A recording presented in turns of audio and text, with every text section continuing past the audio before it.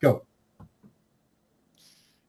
Good afternoon, ladies and gentlemen. My name is Randy Westbrooks. I'm an invasive species prevention specialist with Invasive Plant Control. I'm based in Whiteville, North Carolina.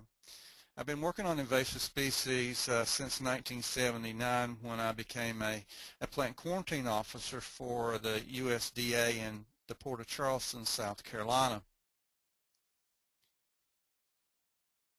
Before I get started today talking about the 7 steps that you can take for developing EDRR capacity to detect and manage new invasive species on land that you own or manage at any level of the landscape, I want you to write down 2 figures. And I want you to look at these 2 numbers as I go through this presentation, because I think this is the most important thing I can probably say to you today. Rod Randall in Western Australia has documented that we have at least 33,759 weeds around the world. Of that total, we have about 1,300 species of documented introduced weeds in the United States. I want you to just think about that, because unless we take some steps now to prevent the introduction and spread of new invasive plants from around the world, we're going to be totally covered up with these things in another 200 or 300 years, to the tune of tens of thousands of new invasive plants. And EDRR is one of the strategies that everybody that owns or manages land is going to need to employ to make sure that they don't get 2,000 or 3,000 of these things on their property. As I said, there's 7 steps for building EDRR capacity that our company can help you work to develop on the lands that you own or manage. You need to get organized, have a work plan. You need to put more eyes on the ground, develop an early detection network. You need to do surveys and look around. We can help you with field survey and data collection guidelines. You need to manage your field data. You need to archive your field data in online databases such as the University of Georgia EdMaps. When you find something new or you think is new, you need to tell somebody, like your State Department of Agriculture or USDA APHIS or the state DNR. When you do find something that has not been a problem before, like beach vitex was a problem here on the Carolina coast, you need to do a rapid assessment to determine what should be done. Sometimes you don't need to do anything based on your rapid assessment. Sometimes you need to. But the assessment is really critical for making a path forward. And finally, you need to do some kind of rapid response if the rapid assessment indicates you should do that. These are the things we're going to talk about in the next few minutes. The first thing I want you to do is to actually think about the land that you own or manage. Are you talking about a country, as in the case of Al Tasker, who is the APHIS National Weed Program Coordinator? He wants to identify and detect and eradicate new weeds from the United States, from the whole country. So the question is, what is not here of those 33,000 species that he can put on the federal noxious weed list and to make sure they are detected and eradicated? And let's come all the way back down to the state level with Rick Iverson and the North Carolina Department of Agriculture. It doesn't matter what's in Arizona if you're in North Carolina. What matters is whether you can detect and eradicate something from North Carolina. Let's take it down to the county level. Let's think about Bob Parsons, who's in Park County, Wyoming, and the question is, what can he detect and eradicate there? And then let's go down to a national park, down to a city park, to a preserve, to a farm, to your backyard. So really, you need to set the limits on the land that you manage and own, whether it's the country or your backyard. And you need to identify your impacted stakeholders and your potential stakeholders. Once you do that, you need to get those people together, organize them, and talk about this new problem that you have or that you think you have and decide what you need to do. This is exactly what we're doing right now at Lake Waccamaw, which is the largest Carolina bay in the eastern U.S., which is here in Columbus County, North Carolina, 9,000 acres. We just found hydrilla in Lake Waccamaw in October 2012. So we've had 3 meetings so far. We're about to have another meeting in early February 2013. Technical Advisory Committee meeting, a Park Advisory Committee meeting, and a public forum to decide what ought to happen. So the first thing you need to do is to get organized. Make a work plan. That is the next step you want to do. So in making a work plan, you're going to identify a committee of impacted and potential stakeholders. In the case of Lake Waccamaw, it's the town itself, Lake Waccamaw State Park, Wildlife Resources Commission, North Carolina Department of Agriculture, North Carolina State University, Southeastern Community College, and our company is involved in invasive plant control. The next thing you need to do is to identify a target list that you can actually focus on. These are things that are high priority that you know they're either in the area or they're a big threat. And in the case of Lake Waccamaw, that would be hydrilla, crested floating heart, which is a plant down in South Carolina, and wild taro. These are things that we can actually eradicate from Lake Waccamaw. They're not really widespread things, but they're things that they're a threat for coming to the lake. So we want to make sure that we have them on a list and we help people understand and learn what they look like. And then identify within that area that you're trying to manage the high-value natural and managed resources at risk. In the case of Lake Waccamaw, this is a natural lake. It's about 30,000 years old. And there are a number of endemic species there, including the Waccamaw silverside minnow. Now, this minnow only lives in this lake and in the upper part of the river that flows out of Lake Waccamaw, the headwaters of the river, down through the Carolina coastal plain and into the Atlantic Ocean north of Charleston, South Carolina. Now, this minnow doesn't grow anyplace else in the world, so people are very concerned about the habitat this minnow lives in. So this is what I mean by your high-value natural and managed resources at risk, because you need to look at this and make what I'm saying very personal, because this is what we're doing at Lake Waccamaw. What you may need to do on your land may be completely different. The next thing you need is to put more eyes on the ground.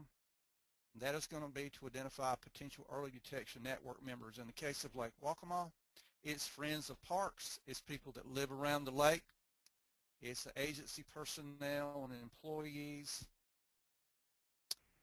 These people need to be trained. So what we're doing is having training workshops to make sure everybody that boats at Lake Waccamaw, that comes to Lake Waccamaw, is going to know what hydrilla looks like, as well as crested floating heart and some of the other things that we're worried about coming to Lake Waccamaw. Next thing you need to do is make sure you send these people information. Make sure they stay updated about new things that we may all take for granted that we know a lot about, but these local folks, they don't really know. So make sure they learn about things like this so that when they're out on the lake, they can be our eyes and ears. And finally, send them notes about things. This is a note that we sent out to folks around the lake in late October when we found hydrilla there on the northwest corner of the lake in October 23rd, 2012.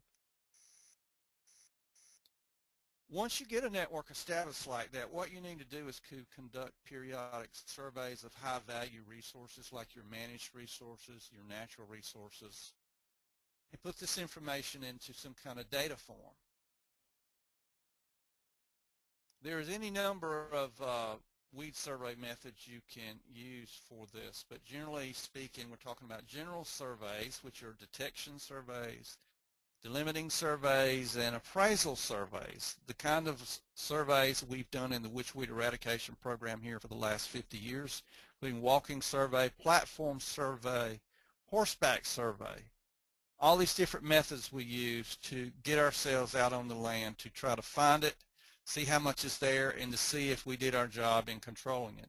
And finally, we got specific survey methods like the whole lakes sonar survey that we used in November 2012 to map the lake bottom here at Lake Waccamaw to figure out exactly where hydrilla was growing. And we found out it was growing in about 608 acres. As with our snatch and pull with a rake on the end of a rope a little bit earlier, the sonar survey confirmed what we thought that we had seen there, and so it's about 600 acres. So we need to do periodic surveys of these high-value resource areas, our managed resources and our natural resources, and we can use these general survey methods or specific surveys for land units that are very large, such as national parks, the wildland weed survey methods, parallel swaths, contour swaths, digital aerial sketch mapping with planes. These are all out there for you to use depending on the size of your unit. And so finally, the step number 4 is to manage your field data. Now this is where you actually are going to put your information someplace that it can be analyzed. And a lot of people we work with put their information into the University of Georgia Early Detection, Distribution, and Mapping System because you can actually use that to create maps. And so what you can do is you can do online field data entry from your computer in your office, which is fairly simple, or you can use an iPhone or Android phone app. And the one I've used for the last year or so is called I've Got One, which was actually developed for the folks in Florida. Works really well. It lets you enter data into your phone and send it directly to the University of Georgia database. Well, in the past year, they have actually developed similar apps for other parts of the U.S., including the Southeast Early Detection Network and the Mid-Atlantic Early Detection Network, as well as one for the Northeast with the Invasive Plant Atlas in New England. These are all phone apps. Now, once you get this information into a database someplace, and you're ready to do something, this is where Invasive Plant Control, our company, can help you manage your information. And so we have IPC Web Solutions, and the main smart tool is called IPC Connect. And this lets you manage your information once you get it into a place like EdMaps, so that if you decide to do an actual control or eradication program, then you can manage all that information pretty easily. And so within IPC Connect, you have IPC Logic, which will help you figure out the actual control methods you're going to use. And the app that I'm developing for developing EDRR capacity called IPC Prevent. So everything you're hearing me talk about, the 7 steps, will be part of a fill-in-the-blank type smart tool. It will help you develop a tool so that you can have the ability to manage your information, have a project plan, actually put it into action. Now, once you get past the point of entering your information and deciding that you're going to actually go out and do something, you need to stop a minute and see if these are actually new state records. But a lot of things you might work on, like kudzu, could be brand new to your property, but of course the state would not care too much about it. But I will say if it's a suspected new state record or a confirmed state or federal noxious weed, you need to talk to the State Department of Agriculture or the Department of Natural Resources or the USDA Animal and Plant Health Inspection Service. They can actually tell you what ought to be done with the information you have and whether they may get involved with your project. This is exactly what happened with when we found Kogon grass last May in Pender County, North Carolina, down here in southeastern North Carolina. This is Wilmington down here. We're over here in Columbus County. Wilmington is right here. Pender County. Raleigh's up here. Interstate 40 comes here and then goes west. But we found Kogon grass for the first time in North Carolina in this one property. We immediately took a lot of people out there to figure out what to do, and it looks like it's the only one that's become established here. We're not exactly sure how it got to this property from some other place. Could have been brought there on logging equipment from Georgia or South Carolina. We don't really know. But I know that we really have been working to deal with this issue here because it is the first time. And this is something that if it turns out to be Kogon grass, you definitely want to call your State Department of Agriculture about it.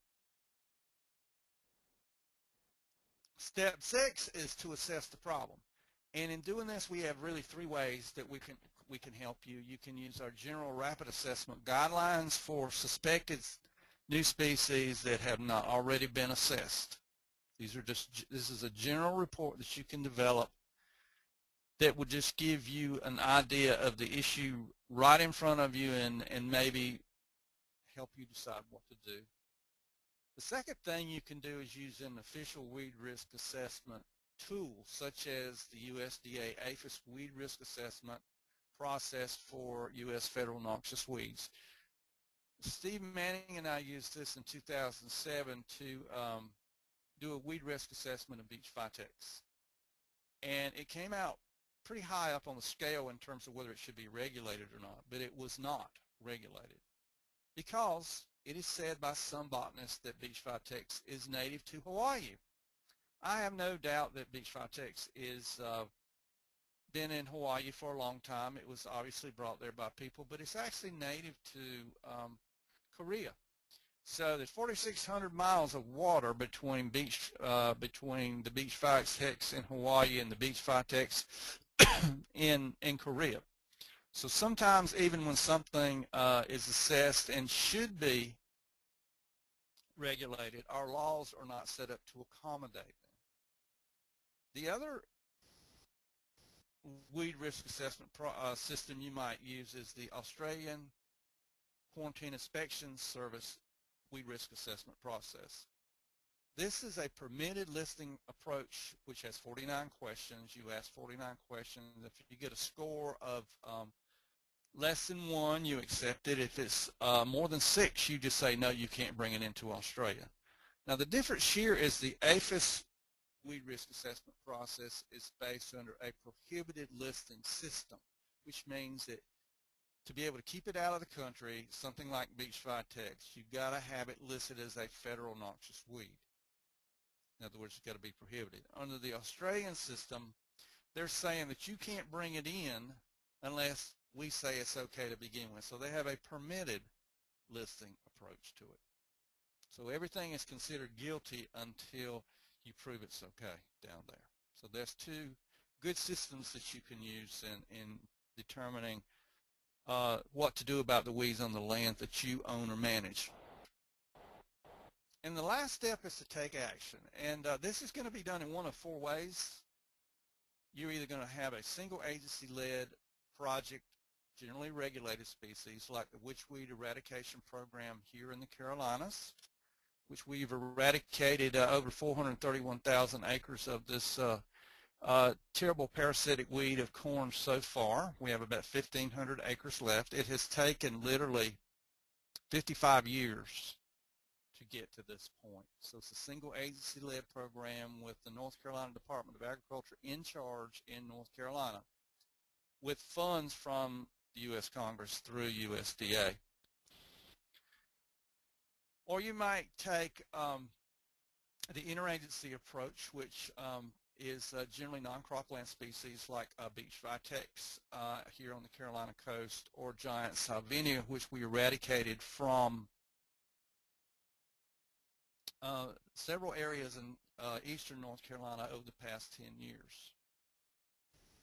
The third approach is a cooperative weed management area approach in interagency projects. It's geographic based. An example of this is what Bob Parsons did with Dyer's Woad in Park County, Wyoming. So it's a geographic-based project instead of a county-based project.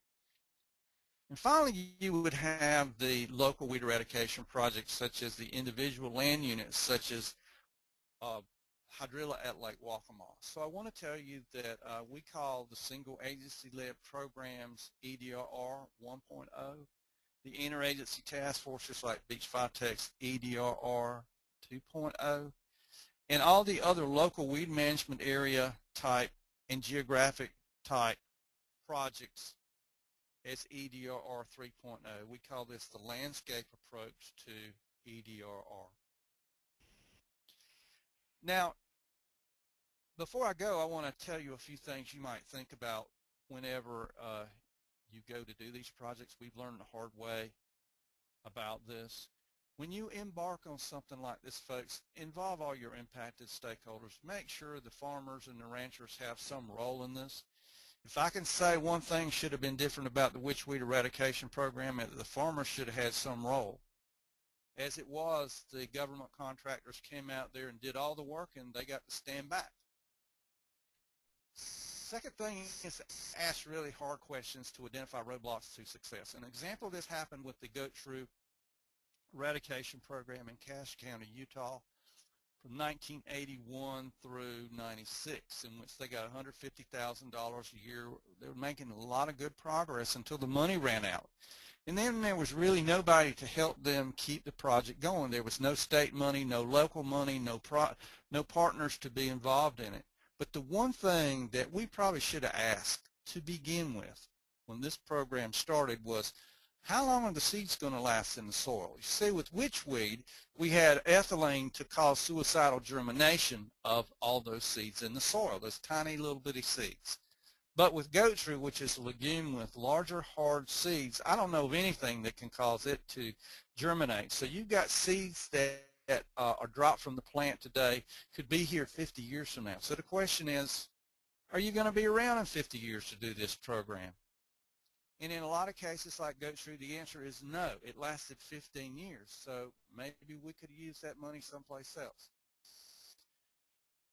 Next thing you need to do is eliminate satellite infestations first. This is just this is standard operating practice for any kind of weed eradication program. Prevent reproduction. You've got to make sure there's no more seeds that are produced in the soil. You've got to eliminate the seed bank in the soil, which means you keep controlling it and you don't let it reproduce anymore. And finally, all the seeds are gone, and then you're done. Within the area that you've set aside that you're focused on, the last thing you've got to do is prevent movement from the eradication zone on soil contact commodities. And you can see here witchweed seeds are tiny, tiny. They're like the size of human hairs. So it's really hard to keep them from moving in the dirt on a watermelon. You also got to clean vehicles moving out of the eradication zone, which makes sense. So it comes down to this, folks. In getting started with the next steps for developing EDRR capacity, I want you to get organized. Identify and engage your stakeholders. Make a plan. Develop a network to do some surveys. Survey. Manage your field data with IPC Smart Tools, IPC Logic, IPC Connect, IPC Prevent. Submit your field data to University of Georgia EdMaps with a smartphone or an Android phone app. And tell somebody, if you think you've got something new in North Carolina, call Rick Iverson with North Carolina Department of Agriculture. If you do have something and there's no history of it being a problem, like Beach Vitex was never a problem before we found it in 1998, do some rapid assessments. And finally, make a plan. Contain and eradicate incipient infestations. Remember, folks, we've got 1,300 widespread weeds in this country, and we've got about 31,000 that are not here yet. And I'm telling you, we really need to look ahead, because this is not going to get better if we don't adopt more management strategies like EDRR and prevention to protect the lands that we own or manage. Now, you can do this several ways. You can develop EDRR capacity on your own in an in-house program with volunteers and dedicated staff, or you can outsource it to a company like Invasive Plant Control with specialists who work on these kind of programs all the time. So here's what it comes down to, and I'm going to leave this with you. It's your decision. The question is on the land that you own or manage. Remember, this is either a country, a state, a county, a city, a park, a forest, a nature preserve, a farm, a ranch, your backyard, your patio. If you've got one weed now, it's up to you, because in 25 years, it's either going to look like this or it's going to look like this. So really, EDRR is your best hope of developing capacity to detect and eliminate new weeds before they get established. And with that, I'll say goodbye. Thank you very much for listening today, and please call Steve Manning or me if you want to hear more about developing EDRR capacity, or using some of our online smart tools such as IPC Connect, IPC Logic, or IPC Prevent. Thank